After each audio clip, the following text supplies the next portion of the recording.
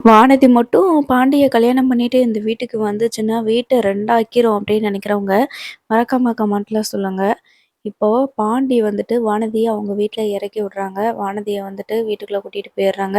அடிப்பாங்களா அப்படின்னு சொல்லி பார்த்தோம்னா, எதுவும் பண்ணல. பாண்டி இந்த பக்கம் வந்ததுக்கப்புறமா, "இப்படி ஒரு பொம்பள பிள்ள பெங்களூர் வரைக்கும் போயிருக்கியே! உனக்கெல்லாம் எவ்வளோ திமிருடி" அப்படின்னு சொல்லிட்டு அவங்க அப்பா வந்து அடிக்கிறாங்க. "என்னப்பா இப்ப? நான் பாண்டி கூட தானே போயிட்டு வந்தேன்" அப்படின்னு சொல்லி சொல்றாங்க. உனக்கெல்லாம் உன்னைய பொம்பள பிள்ளன்றதுனால தான் நாங்க வந்துட்டு இவ்வளோ தூரம் பயந்துட்டு இருக்க வேண்டியதா இருக்குது. பேசாம இவள கல்யாணம் பண்ணி வச்சு தொலைவோம் அப்படின்னாலும், யாரையும் கல்யாணம் பண்றதுக்கு விட மாட்டேங்கிறா. என்ன பண்றதுன்னு எனக்கு ஒண்ணுமே புரியல. இவள எப்படி அடக்குறதுன்னு தெரியல அப்படின்னு சொல்லி சொல்லிட்டு இருக்கிறாங்க. ஒவ்வொரு நிமிஷமும் ஒவ்வொரு நாளும் விடிஞ்சு அடையிறதுக்குள்ள வயித்துல நெருப்பு கட்டிட்டு அலைய வேண்டியதா இருக்குது அப்படின்னு சொல்லி சொல்றாங்க. "ஏன்டி பெங்களூருக்கு அவன் கூப்பிட்டானா நீ எதுக்குடி போனான்னு" சொல்லிட்டு வானதியோட அண்ணன் அடிக்கிறாங்க. "இங்க பாரு அடிக்கிற வேலையெல்லாம் வச்சுக்காத. பாண்டி பெங்களூர் போகணும்னு சொல்லுச்சு. நான் பாண்டி கூட பேசணும் அப்படின்றதுக்காக, சரி நமக்கு நேரம் கிடைக்குதேன்னு சொல்லிட்டு கூட போனேன். இதில என்ன இருக்கு? அப்படின்னு சொல்லிட்டு கேட்குறாங்க அந்த வானதி இருந்துட்டு. நான் இவன எவ்வளோ அடிச்சும் பார்த்தாச்சு, என்னென்னமோ மிரட்டியும் பார்த்தாச்சு. இனிமே இவள நம்ம என்னதான் பண்றது? ஒண்ணுமே புரியல. தயவு செஞ்சு இவளுக்கு முன்னாடி நம்ம இங்க இனிமே இருக்கவே கூடாது. இவ இப்பயே இவ்வளோ நேரம் கழிச்சு வாராளே! இவள எப்படி நம்ம நம்பி இருக்கிறது சொல்லு? இப்படி அசால்ட்டா வந்து பதில் சொல்றா. அப்படித்தான் போவேன் அப்படின்னு சொல்லி சொல்றா. இதுக்கு மேல நம்ம என்ன பண்றது? நம்ம உயிரோட இருக்கவே கூடாதுன்னு நெனைக்கிறேன். அப்படின்னு சொல்லிட்டு பயங்கரமா அடிச்சிட்டுருக்காங்க. அதுக்கு இவள இவள பெத்து இவ இப்படி வளர்ந்ததுக்கு நம்ம எதுக்குய்யா சாகணும்னு சொல்லி சொல்லும்போது, வானதியோட அப்பா உட்காந்து ஃபீல் பண்றாரு. இவள நானு பொம்பள பிள்ளை பிறந்த உடனே எவ்வளோ சந்தோஷப்பட்டேன் தெரியுமா? நானு இவள வந்து எனக்கு என்ன பண்ணாலும், அது எனக்கு ராசின்னு நெனச்சேன். ஆனா, இவ இப்படி ஒரு இதா இருப்பான்னு எனக்கு தெரியாது. என் உயிருக்கு இவ தான் எமனா இருப்பான்னு இப்ப தான் எனக்கு புரியுது. அப்படின்னு சொல்லி சொல்லிட்டுருக்காங்க. காலகாலத்துல யாரையாவது பார்த்து கல்யாணம் பண்ணி வச்சிடலான்னு நெனச்சோம்னா, கல்யாணமும் பண்ண மாட்டேன் அப்படின்றா இவ. என்ன பண்றது? நம்ம வந்து நம்ம தலையெழுத்து அவ்வளதான். இவ என்னைக்கு அந்த பாண்டி கூட ஓடி போறாளோ, அதுக்கு முன்னாடி நம்ம உசுர விட்டுறணும்யா அப்படின்னு சொல்லிட்டு சொல்லி சண்டை போட்டுட்டுருக்காங்க. இன்னொரு பக்கம் பார்த்தீங்கன்னா, வீட்ல எல்லாருமே வந்து பாண்டிய எதிர்பார்த்துட்டு இருந்தாங்களே, பாண்டி வந்ததுமேனு, அப்ப சேரண்ணா கேட்குறாங்க, "எதுக்கு பாண்டி நீ அந்த பிள்ளைய கூட்டிட்டு போன?" அப்படின்னுட்டு கேட்குறாங்க. "இல்லண்ணே, நான் வந்து எவ்வளவோ வேண்டாம் வேண்டான்னு தான் சொன்னேன். ஆனா அவ தான் கேட்காம வண்டியில ஏறி உட்காந்துட்டானே" அப்படின்னு சொல்லி சொல்றாங்க. "இப்படி நீ பண்ணுவ நான் கொஞ்சம் கூட எதிர்பார்க்கவே இல்ல பாண்டி. கொஞ்சம் கூட யோசிச்சே நீ பார்க்க மாட்டியா? நீ ஒரு இடத்துக்கு வேலைக்கு போற. அந்த வேலைய முடிச்சுட்டு வர்றதுக்கு என்ன ஆகும்? எவ்வளோ நேரம் ஆகும் தெரியுமா? யார் யாரெல்லாம் போய் பார்க்க வேண்டியது இருக்குமோ, இந்த நேரத்தில இப்படிலாம் இவள கூட்டிட்டு போகலாமா? அந்த புள்ள தான் சொல்லுச்சு அப்படின்னா, உனக்கு எங்கடா போச்சு அறிவு? அப்படின்னுட்டு சேரன்னா திட்டுறாங்க. அதுக்கு சோளம் வந்துட்டு, "சரி விடுனே, பாண்டி கண்டிப்பா வேண்டான்னு தான் சொல்லியிருப்பான். எனக்கு நல்லா தெரியும். அவ தான் வேணும்னே போய் கார்ல ஏறி உட்காந்துருப்பா" அப்படின்னு சொல்றாங்க. "ஆமாடா, அவ தான் வரேன் வரேன்னு சொல்லிட்டு வந்தா" அப்படின்னு சொல்றாங்க. "சரி வாங்க வேண்டிய டூல்ஸ்லாம் வாங்கிட்டியா?" அப்படின்னு சொல்லிட்டு சோழன் கேட்குறாங்க.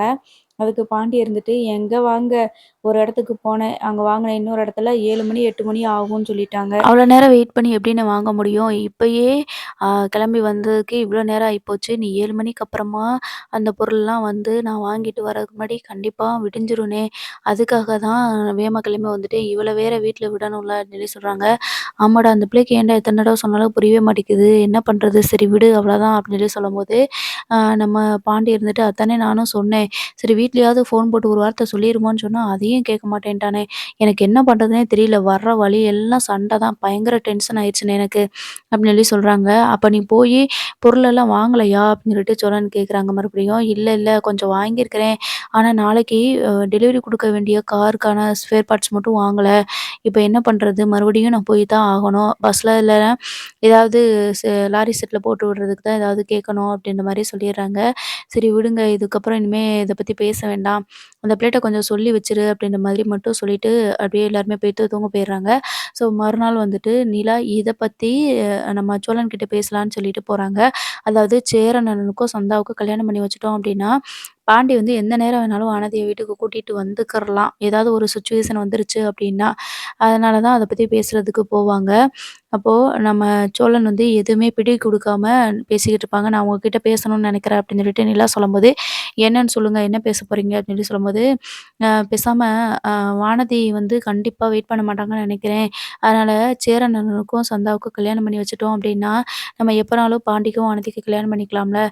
கல்யாணம் பண்ணி வச்சுடலாம்ல. அதனால நம்ம பேசாம அப்டி பண்ணிர்லாமா அப்டின்னு சொல்லிட்டு கேட்டுட்டுருக்காங்க. அதுக்கு அது ஏன் என்ட்ட இப்ப அது எதுக்கு நீங்க கேட்டுட்ருக்கீங்க? அப்டின்னு சொல்லிட்டு சோழன் பேசுறாங்க. என்ன நான் எது பேசினாலும் ஏதாவது கடுப்பாவே பேசிட்டு இருக்கிறீங்க. இப்ப என்னதான் ஆச்சு உங்களுக்கு? அப்டின்னு சொல்லிட்டு நிலா கேட்கும்போது தான் நடந்த விஷயங்கள பத்தி சொல்றாங்க. இப்ப நம்ம நிலாவும் ப்ரமோ பார்த்துருப்போம். அதுல வந்துட்டு நிலாவும் ராகவ் கிட்ட போயிட்டு மறுபடியும் பேசுறாங்க. "நீங்க எதுக்கு எனக்கு வாட்ச் வாங்கி குடுத்தத ஸ்டேட்டஸ்ல வச்சிருக்கீங்க? ஸ்டேட்டஸ் வச்சது மட்டும் இல்லாம, அதில ஹார்ட்டு, சிம்பிள் அப்படிலாம் போட்டு வச்சுருக்கிறீங்க. சோழன் கிட்ட என்னோட ஆளுன்னு வேற சொல்லி வச்சிருக்கீங்க." அப்படின்னு சொல்லும்போது, ராகவ் இருந்துட்டு, "என்ன நிலா இதெல்லாம் சொன்னதுனால, இப்ப சோழனுக்கு என்ன பிரச்சனை?" அப்படின்னு சொல்லிட்டு கேட்குறாங்க. அதுக்கு நிலா இருந்துட்டு, "என்ன கோவமா? என்ன பிரச்சனையா? அவர் தாங்க கோவமே படணும். ஏன்னா, அவர் என்னோட ஹஸ்பண்ட்." சொல்லும்போது, அப்படியே ராகவ் எழுந்திருச்சு நிற்கிறாரு. "என்ன சொல்றீங்க நிலா?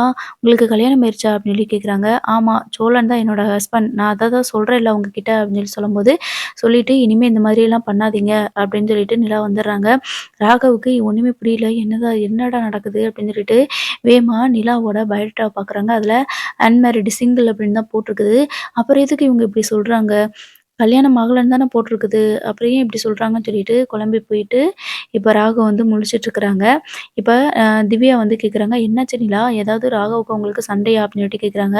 "அதுல எதுவுமே கிடையாது. இனிமே அவன் வந்துட்டு என்கூட சண்டை போடவும் மாட்டான். என்கிட்ட இப்படி வலிஞ்சு பேசவும் மாட்டான்." அப்படின்ற மாதிரி நிலா மனசுக்குள்ள நெனச்சுக்கிட்டு, "அதெல்லாம் ஒண்ணும் இல்ல. சொல்ல வேண்டிய சில உண்மைகள சொன்னேன் அவ்வளோதான்." அப்படின்ற மாதிரி மட்டும் சொல்லிர்றாங்க. ஸோ அன்னைக்கு ஈவினிங் வந்துட்டு சோழன் கிட்ட வந்துட்டு நிலா சொல்றாங்க. நான் எல்லாத்தையுமே ராகவ் கிட்ட சொல்லிட்டேன் அப்படின்னு சொல்றாங்க. எல்லாத்தையுமே ராகவ் கிட்ட சொல்லிட்டீங்களா? என்ன எனக்கு ஒண்ணும் புரியல அப்படின்னு சொல்லிட்டு கேட்குறாங்க. உங்களுக்கு எனக்கு கல்யாணம் ஆகிறத நான் சொல்லிட்டேன் அப்படின்னு சொல்றாங்க. நீங்க ஏங்க சொன்னீங்க? நீங்க தான் ஆஃபீஸ்ல யார்கிட்டயுமே கல்யாணம் ஆகலன்னு தானே சொல்லி வச்சிருக்கீங்க. அதனால தானே அவன் உங்கள லவ் பண்ணான். நீங்க எதுக்குங்க சொன்னீங்க? அப்படின்னு சொல்லி கேட்கும்போது, நீங்க கொஞ்சம் வாய மூடுறீங்களா? அடுத்த குடும்பத்தில என்ன நடக்கணுமோ அத மட்டும் பாருங்க. நான் தான் சொல்லிட்டேன் எல்லா உண்மையும். இனிமே ராகவ் வந்து என்னைய அந்த நெனச்சுல பார்க்க மாட்டாரு போதுமா? அப்படின்ற மாரி சொல்றாங்க. சோழனுக்கு சந்தோஷம் தாங்க முடியல. நம்மளோட பொண்டாட்டின்னு சொல்லிட்டு நம்ம சொல்றத விட நிலா வாயாலேயே சொல்லியிருக்கா பார்த்தீங்களா? அது போதும் இந்த ராகவுக்கு செருப்படி குடுத்த மாரி இருக்கும். நம்ம வந்து மூஞ்சி முகரெல்லாம் பேத்து விட்டுறலாம்னு நெனச்சோம். ஆனா, நம்ம பொண்டாட்டி நம்ம நிலா சூப்பரா பேசிட்டு வந்துட்டான்னு சொல்லிட்டு பயங்கர சந்தோஷத்துல இருக்கிறாங்க. ஸோ, இதே சந்தோஷத்தோட இப்ப என்ன பண்றாங்க அப்டின்னா, அ நம்ம சேரனுக்கும் சந்தாவுக்கும் கல்யாணம் பண்ணி வச்சுடலாம் அப்டின்னு சொல்லிட்டு பேச்சு அடிபடுது. இல்லன்னா அதுக்கு முன்னாடி பாண்டிய வந்து கல்யாணம் பண்றதுக்கு வானதி வந்து டெ அ ரொம் அ ரொம்ப வந்து ஒரு அர்ஜென்ட் பண்ணிட்டே இருக்கிறாங்க. அதனால நம்ம சேரனுக்கும் சந்தாவுக்கும் கல்யாணம் பண்ணி வச்சுடலாம் அப்டின்ற பேச்சு தான் வீட்ல போயிட்டுருக்குது. ஸோ, அன்னைக்கு ஈவினிங் பார்த்தீங்கன்னா, இந்த வானதி பேக்கோட எடுத்துட்டு வந்து வீட்ல வந்து உட்காந்துருது. "என்னது இது? வானதி வந்து உட்காந்துக்கிட்டு இருக்கா?" அப்படின்னு சொல்லிட்டு நிலா பார்க்குறாங்க. அதுக்கப்புறமா ஒவ்வொருத்தவங்களா வந்து பார்க்கும்போது, வானதி வந்து வீட்டு வாசல்ல உட்காந்துருக்குறாங்க. "என்னாச்சும்மா? உள்ள வா" அப்படின்னு சொல்லிட்டு சேரன் கூப்பிடுறாங்க. அதுக்கு இந்த வானதி எதுவுமே பதில் சொல்லாம அப்படியே அமைதியா உட்காந்துருக்குறாங்க. நிலா இருந்துட்டு, "என்னாச்சு வானதி? உள்ள வாங்க. எதுக்கு இப்படி உட்காந்துட்டு இருக்கீங்க?" அப்படின்னு சொல்லிட்டு கேட்குறாங்க. நம்ம சோழன் பார்த்துட்டு, "என்ன வானதி பேக்கோட வந்திருக்கிற? இங்கேயே தங்கிர்லான்னு ஒரு ஐடியாவா?" அப்படின்னு சொல்லிட்டு கேட்குறாங்க. அ அப்போ வானதி இருந்துட்டு, "பாண்டி வரட்டும். நான் பாண்டிக்கு கால் பண்ணியிருக்கேன். அவன் வீட்டுக்கு வரட்டும். அதுக்கப்புறம் நான் எல்லாத்தையும் பேசிக்கிறேன்." அப்படின்ற மாரி சொல்றாங்க. எனக்கு தெரிஞ்சு இனிமே வானதி நான் அங்க போக மாட்டேன் அப்படின்னு சொல்லிட்டு, ஏதாவது ஒரு சண்டைய போடுவாங்க. அதுக்கு நிலா சமாதானப்படுத்துருவாங்க. "நீங்க இப்போ வீட்டுக்கு போங்க. சேரனுக்கும் சந்தாவுக்கும் கல்யாணம் பண்ணதுக்கு அப்புறமா உங்களுக்கு கல்யாணம் பண்ணி வச்சுடலாம்." அப்படின்னு ஏதாவது நிலா வந்து அ சமாதானப்படுத்துறதுக்கு ட்ரை பண்ணுவாங்க. இந்த வானதி நிலாவ சந்தேகப்படும். அதான் நடக்கும். பார்ப்போம்.